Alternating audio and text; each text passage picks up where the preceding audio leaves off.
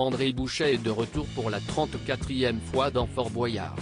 Celui que l'on surnomme Passe-Partout dans le célèbre jeu de France 2 est fier de représenter les personnes de petite taille à la télévision, malgré les quelques moqueries qui subsistent. L'émission ne serait pas la même sans lui.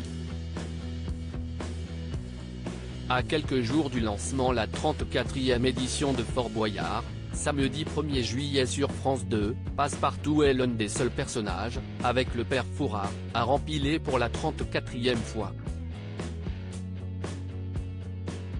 Un exploit qu'il doit à lui seul, André Bouchet de son vrai nom étant devenu au fil des décennies un repère pour les téléspectateurs du programme. Ce dernier n'a en effet cessé de changer de visage depuis sa création, en 1990, et a vu défiler bon nombre de protagonistes, parfois le temps d'un été est donc vite oublié. Le célèbre gardien des clés, lui, a su faire de sa particularité physique, un atout. Mais il constate que certaines remarques sont toujours présentes. Des critiques, oui, mais une certaine évolution sur le sujet. Dans un entretien de pré-saison avec Ici Paris que l'homme de 56 ans qui officie à la RATP le restant de l'année évoque le regard des gens sur les personnes de petite taille. Il y aura toujours des imbéciles pour se moquer, mais la majorité des gens ont une image plutôt positive et notre différence est devenue banale, grâce à Fort Boyard, grâce aussi aux personnes de petite taille qui passent à la télévision, affirme le fonctionnaire dans le numéro en kiosque ce mercredi 28 juin. En ce qui le concerne, des millions de gens ont eu la surprise de le voir sur une chaîne concurrente en avril dernier.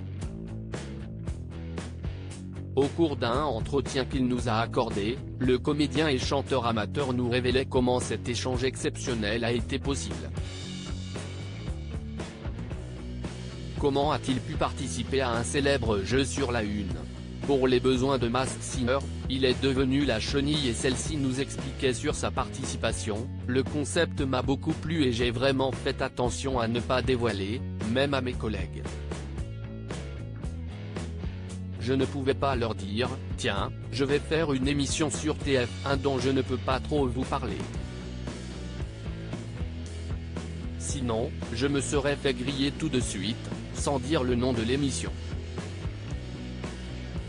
Quant à sa différence, impossible de la remarquer avec ces dispositifs mis en place par la production dans les coulisses. J'étais tout le temps caché, j'avais une espèce de parapluie et une cape autour de moi pour ne pas que je sois reconnu, nous confiait le candidat.